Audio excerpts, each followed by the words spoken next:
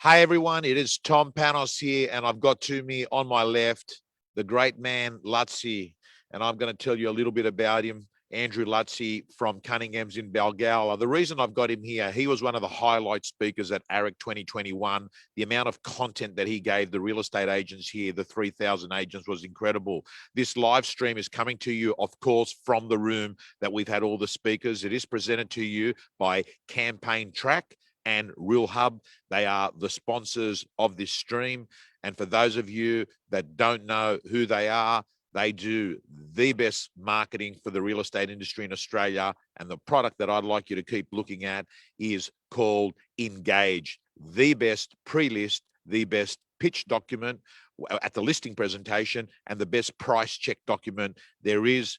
And a number of clients that we're presenting here today, including Angelo Nicholas from Harris, are of course users of these new digital pre-listing kits today, of course. And also Andrew, you guys are users of Campaign Track and Real Hub, aren't you? Yeah, because they're in your part of your world. They're actually around the corner from your office. Yeah, absolutely. Yeah, no doubt. They we do a lot of work with Campaign Track, so they've been we've been using them for many years. Yeah, so happy to endorse it. Okay.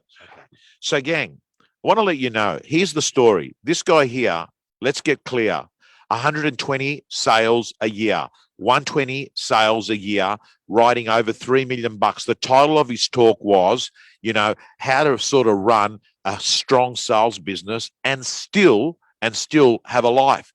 Now, you're going to hear in this interview how this guy gets at home at 6 o'clock to bathe the children. You're going to hear in this interview how he has a Sunday off and a Thursday off. So firstly, I want to just, for the audience here, Andrew, how long in real estate, your background, just fire away and just give me a snapshot of your career. Yep, sure. So I started in real estate in 2002 when I was 19 years old, and I started at the very bottom. Back then we used to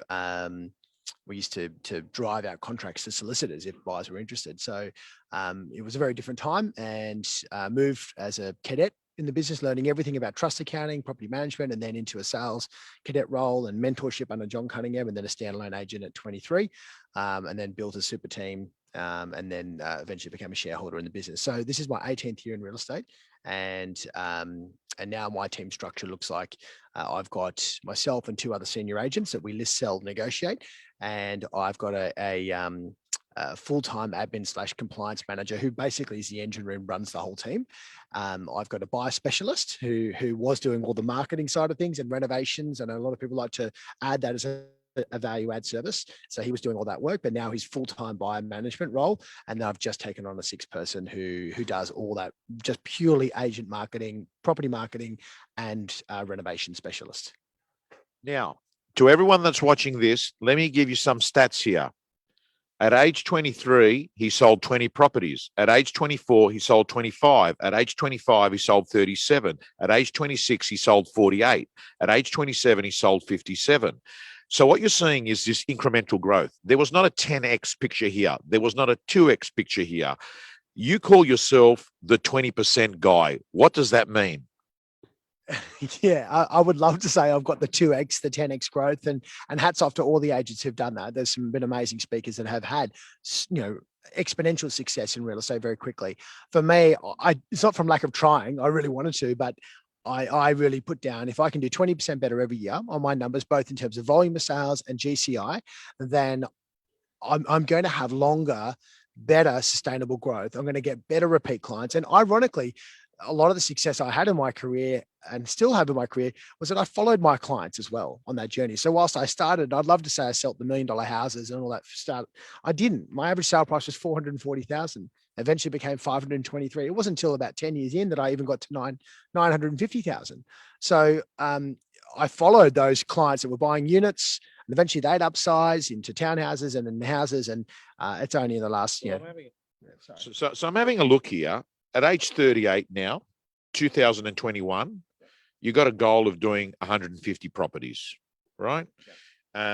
Last year, 3.4 million with 4 associates. Can I ask you, can you see $5 million in the horizon? Yeah, I mean, absolutely. It's just It's just a goal. We've got to put a plan around it. Make sure that the team is fit for purpose. And I say that intentionally because everyone needs to have that collective goal. And we break it down and make sure that are we on track, off track, all this sort of stuff that most people know, but they rarely do. Couple of things. Lost your first 15 listing presentations. What did that mean for you? Yeah, when John Cunningham let me go from his cadetship and I went out on my own, I literally lost back-to-back 15 listing appointments in a row, and it was gut-wrenching, absolutely devastating. But you learn a lot from that. You learn about whether you really do have the guts to get on with it and have the fortitude and resilience to get on with it. But you slowly you win one and then you win another and you get that momentum back on the ride. And look, I still lose. Like this year, I lost 6 in a row. I still lose business the same as anyone else. In fact, there's my nemesis competitor. He's a good bloke, but he's won about 7 over the last 10 we've had in a row together. So I still lose business the same as anyone else. I'm just trying to learn from what I can do to change it. So I want to ask you about the feeling of losing a listing and your price point. The fees aren't 10 grand. They're closer to 30, 40. I want to ask you, what do you do when you found out you've just lost business? You have a tantrum. You may as well have a bloody tantrum. And it is on my team to say, look, go piss off, go outside and, and go take your time and have your 5 minutes, 10 minutes, whatever it might take. But if you bring that negative energy into the group and you have a little hissy fit, it's going to pollute everyone and it's not good for anyone. So there is a point where you have to go and have your little moment. But the thing I've found, and it's a leadership skill, I think, that I learned a long time ago, that the quicker you get over that rejection, learn from it and shut that door, you actually not only feel better, it's like having an argument with someone. And even though you want to have that pride, as soon as you do say sorry and swallow that pride, you actually feel better for it anyway. So quicker I could shut that door and then move on and get on to the next listing and learn from it, the better you'll become. I want to ask you, in your presentation, you said, are you in the wax work or the flame work? Explain. So there's a really lovely analogy I heard many years ago that a lot of people get bogged down doing non-dollar productive activities. And that's what we call the wax work. Obviously, you can't have a flame without having the wax and the wick in it. So you think about what most salespeople are really good at, and you coach them all the time. And you see that they start off being great salespeople, but then when they need scalability, they don't put any sort of investment in leadership to manage that team to give them the same success they had when they were on their own. So for me, it's actually making sure that I've got the right skills to manage the team so that I can stay in the flame work, which is my role in the team is to bring in the business, listing, selling the business, negotiating, dealing with past clients and helping the team so that they can actually win business. It's not actually to go out there and go to the photo shoots. It's not to be at the compliance. It's not to do all the stuff that I'm not really meant to do or be there in that wax work, if that makes sense. So many agents said, oh, it's my precious, I've got to do that. You're wasting your bloody time. Like you really get into the stuff that you're good at, you like doing. Don't get bogged down in the stuff that you don't like doing, or that actually that was relevant when I was on my own because I didn't have a choice. Now you've got a choice. Now, your AM in the office operating rhythm, I want to talk about the fact that particularly on a Monday, you've got no appointments before 5 p.m. Explain. I think that's really relevant for people, particularly if they're in the first 3 years of real estate.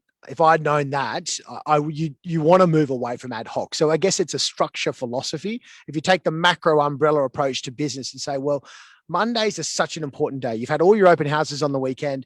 Why wouldn't you spend that time to be on the phones to not only your pipeline, your past clients, to tell them, hey, we had 5 amazing auctions. These are the results. You now want to know what that means for your value of your home, let alone then all the natural callbacks you have to do for your actual OFIs, and then all the just listed, just solds. And then, there's just so much time, good, warm leads that you need to be ticking off on the phone.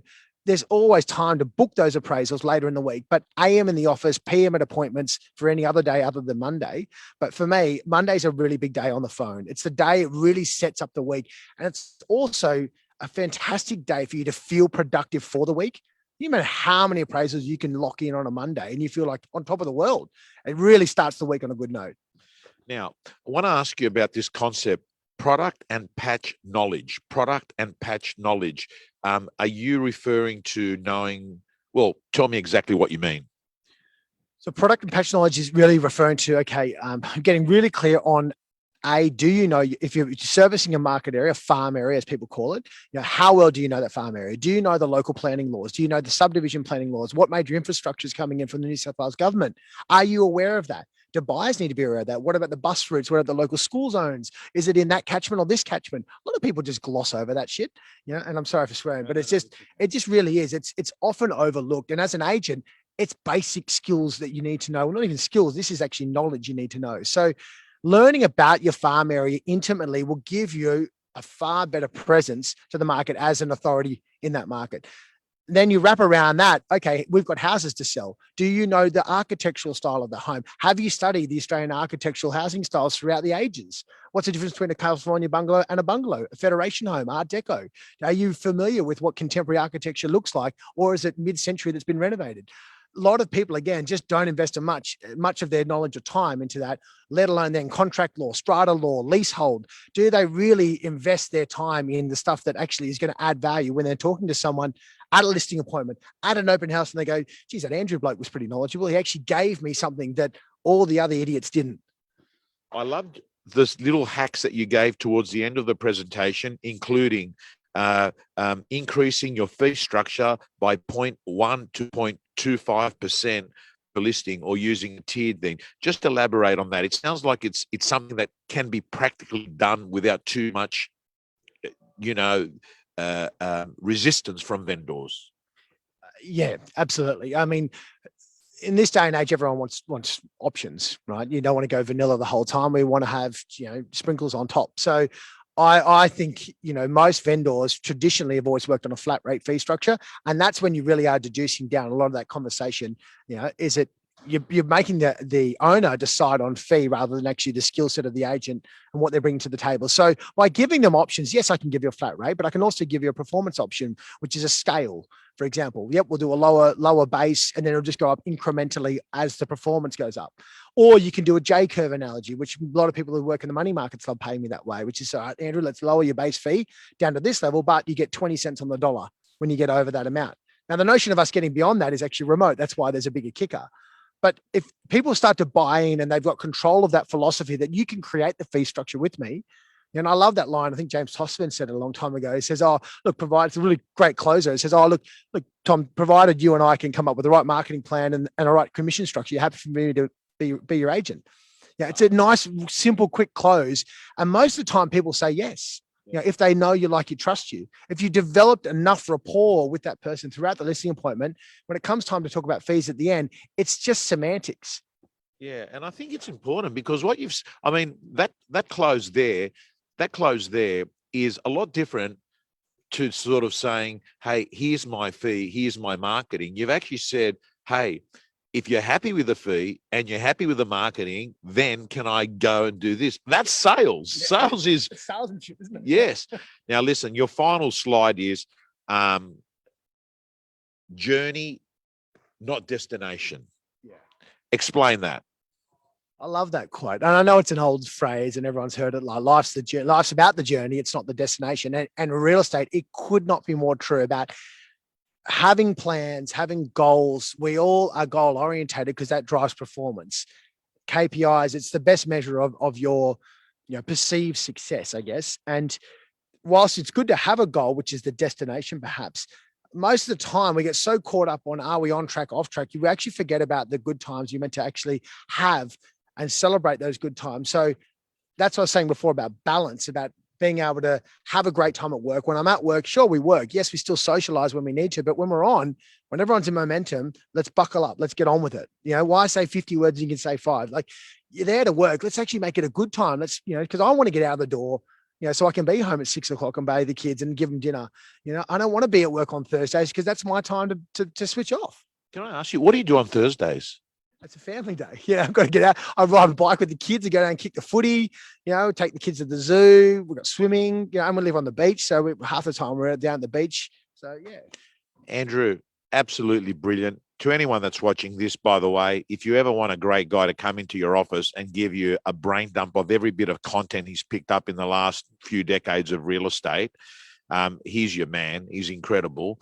And also in the real estate gym, I have got content with you. I actually still remember you came into News Corp at Surrey Hills at 2 times. So there is content there. Obviously not as good as the camera work that the Campaign Track and Real Hub team have got here. They have got, by the way, they are my video crew, and I got to tell you, I love the stuff. They've got the ability to actually use quality cameras while we live stream, and that's why you're seeing that this stream is a lot better than being on an iPhone. I'm going to thank you so much for coming in. I'm going to bring in another guest now, and enjoy your night. By the way, if you and your colleague want to go somewhere tonight, I'm letting you know. I can the team at Agent Box, before you bid, I've got drinks in the casino, a private party. So if you text me afterwards, if you've got nothing to do, look, Tom, I'm the victim. My yes, tired, okay, I can see that. Footloose fancy free tonight. Thanks a lot. Outstanding. Okay. The lady that's about to come on stage, and she can come on stage now here, I've got to say to you, very, very rarely in my 12 years emceeing AREC, 12 years emceeing AREC, very, very rarely is there a standing ovation. And I want to, firstly, for all the audience here, think about it. You're not watching this because you're not at the event, but this lady got a standing ovation. Last speaker, I want you to give everyone a brain dump in a short summary, who you are, what you're all about, and what you spoke about today. My name's Jacqui Cooper. I'm a 5-time Olympian and 5-time world champion in the sport of aerial skiing. It's a non-traditional Australian sport that is brutal and cruel. I bring everyone on my journey of an unwavering commitment to 10 pieces of paper, which was set by a man that by chance saw me on a trampoline when I was 16 years old. He drove past, saw me on the trampoline. We spoke for a short time, and he was inspired by me and my, passion and energy for acrobatics. And he delivered me a plan the next day with a 10-year, goal of becoming a world champion was my destination. So I talk about having a commitment and an unwavering commitment to your plans and your goals to make sure that you keep looking at them. I talk about drive, determination, loving the good times and the bad. I talk about performance and energy. And, at the end of the day, I talk about a champion attitude. So I had some hard times in my sport, and all of that was made possible. A 20-year career and becoming the best at it was because of the attitude that I woke up every day with. And it's not great every day, and I am human, and I do have negative thoughts, but the minute that you can flip it to be positive and to have more self-belief and to have your internal motor and driver working for you and not listening to anybody else, you can achieve so much more. So it was a powerful prezzo. Okay, so Jacqui, I'm just going to ask you, and by the way, there have been no Q&A here. This is on the run. So if you need to pause and think about it, please do. I know that, by the way, it's a little bit ad hoc. Jacqui's got her kids who are sitting off the stage there waiting. They're sort of, have they got a babysitter there? Sort of. No, our AV team is keeping them amused. Okay, that's very kind of them. And so I just want to ask you very quickly, are you born with that resilient attitude, or can you cultivate it? I think there's an element that you're born with. I mean, everyone's born resilient. Those, the ability to thrive in babies, that you're born with certain things that you can actually make it to certain milestones, but the rest is really up to you. Me being a triplet, it's an interesting one. Not many people know this about me, but there's 3 girls born on the same day, given the same opportunities. And it is interesting to see how all of us handle stress, how all of us handle what comes at us in life, and really who's quite resilient. And I do think a lot of it, it's learnt resilience through a lot of the, opportunities that I've had through sport. And it wasn't easy in the first 10 years of my life, as far as, the skiing, the career in sport, that life, it was very tough. I was doing a sport that I didn't know anything about. I didn't believe in myself at all. But what I did was I believed in the man that saw a vision for me that I couldn't yet see. So I trusted him. And to put your trust in someone, it is pretty hard. And I was just being guided by him. And through 10 years of finding my feet in a tough sport, every single time I did fall down and I got up again, it was like putting little pennies in their resilience bank. And once I won, it really did become a lot easier for me to have the self-belief because it was there. It was something that I had. I was wearing the yellow bib, which is the leader bib. I knew that I was great. But the first 10 years, there was so much doubt there. There was so much self-belief because I hadn't actually done it before. The second 10 years was the easiest because I had built that bank of resilience. Okay, so Jacqui, that's interesting because I noticed the data in real estate shows that writing from 0 to $1 million is harder than going from 1 million to 2 million. It appears that once you get to a certain level, this resilient bank or this belief that, hey, I've now been successful, I can go to the next level. So it appears that you've got to hang on to success when you get it. 100%. A lot of people fall down the first couple of times and they fail to get up again. And they think this is too hard. It's going to take too long.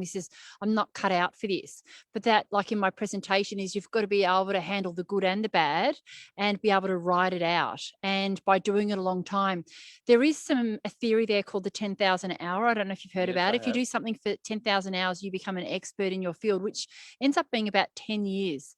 And in my case, it was 10 years to become the best in the world. And those first 10 years were challenging. I knew nothing about myself. I certainly learned a lot about myself.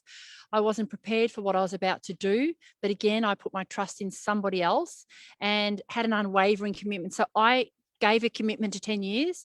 And I think for everyone who's out there, make a commitment to a large amount of time and ride it out, the good and the bad, and see what's there after 5 years or 10 years. Get to that first win, get to that first million. And, my first win was the hardest. My first ever World Cup win was the hardest. I won the next 3 in a row. And it's exactly what you said about real estate. Now, one final question is, you talked about the voice in your head that gives you doubt, can't do it, you're not good enough, whatever it is. You said something interesting, Jacqui, that you still do get it. If someone gets that voice, is there any advice that you can give them? I think it's, first of all, you've got to recognize the voice. A lot of people, they know it's there and they sort of ignore it and sort of greet it. Oh, hello, your negative thoughts. But then after that, I wouldn't give it any energy at all. We are human. We do let negative things come in. And the minute you let it come in and give it energy, you're losing focus because you're thinking about that. That thought will bounce around your head. It'll get louder because you're giving it more energy. My coach, they employed a sports psychologist for me, and I'd already won a few world titles. And I thought, there's no way I need a sports psychologist. I already know a lot about myself and how to turn my brain on. And this lady said to me, I'll add 10% to your performance if you just tighten the screws a little bit. And I'm like, 10%? I mean, if my 10% bank account grew, you'd love that, or 10% more sales, or 10% more frequent flyers, whatever it was. She said, I can change. And I said, what do I need to do? And she said, you just need to wear a shit shield. I know that sounds really weird, an invisible shit shield. She said, you've got to put a dome around you and you've just got not to let the stuff come in and let it bounce back out there. The minute you let it in, everyone is human. It will bounce around. You will give it energy, which means you will lose focus. So don't let it in, leave it out there and just know to bring in the stuff that's actually going to move you forward and closer to achieving your goal. Absolutely, gold. Can I get your URL? Jacqui, it's Jacqui Cooper. JacquiCooper.com. Okay, JacquiCooper.com. Spelt Jacqui, spelt? JACQUI.com or at Saxton Speakers. Okay, I've got to tell you, you're incredible value, by the way, because I know what the investment is. You're incredible value. You got a standing ovation, very, very rare, because all the real estate agents want to do on a Sunday at 4:30 is they want to go and get the free drinks from the sponsor, right? But they stood up and you impacted them because you had content and your delivery was good and you made them laugh. How long have you been public speaking now? Is it 10 years? Yeah, 10 years. But I'd like to say this about the audience. I speak in a non-COVID year and 100 presentations. And my story, unless I make a comeback, my story actually doesn't change. So your audience in my presentation was fabulous because of the fabulous audience, right? Delivered to a different audience, it might not have been the same. So your audience was absolutely ready for the presentation. They want to learn, they want to change, they want to thrive in this, strange times that we're having right now. So they're absolutely ready for something that I gave them, and it made for a great performance. So I think it was a combined effort between the audience and myself. Well, you've just covered another point. Earlier on today, when you weren't here, one of the speakers, Ryan Holiday, which you've probably heard, the obstacle is the way. Yes. He was one of our speakers, and he said something very interesting. He said, don't be so arrogant or ego to think it's always you. You've been very, very humble to say what you've just said there, because it would not have surprised me. I may have asked that question to someone else and they would have said, yeah, thank you so much, but it strikes me as you're a person that has sort of said there's two people involved in change. There's the person that's prompting you to change, but there's also the changee, the person that needs to change. Yeah, well, I think anything that you do in life, it's an absolute partnership. It's a team effort. So whilst I was a performer by myself in aerial skiing, I would always acknowledge the fact that there was hundreds of people behind my performance that actually made it possible for me to even be there, let alone land my jumps. Even today, the effort that AREC have had to get me up here so I could perform was unbelievable. So everyone does their bit, everyone wants to do well. And for me to show up on stage and tell my story to an audience that was ready to hear something inspirational, it was absolutely such a pleasure. It was such a good time for me too. So I'm glad everyone had a great time as well. As they say, when the student's ready, the teacher appeared. You appeared very well. You appeared gracefully. You appeared with impact. You appeared with humor. You appeared with delivery. You appeared as the best speaker on the day. Thank you so much. Oh my gosh, calm down. Thank you. Guys and girls, this is a Sunday night rant. It's brought to you by Real Hub Campaign Track. If you don't have a digital pre-list kit, get yourself a digital pre-list kit, because I'm letting you know, you want to devastate your competitors. You want to go to a listing presentation and you want the vendors to have sat there and thought, man, you pretty much send me an electronic version of Vogue magazine. Of course, I'm going to listen to what you've got to say. That's what you get when you use the Engage document. Guys and girls, it's Tom Panos signing off. Big day of AREC tomorrow. Gary Vaynerchuk first thing in the morning. So if you're not here at AREC, well, you won't be watching. Thank you. If you're not here, you're not here. Thanks a lot. Thank you so much. I hope we get you some work.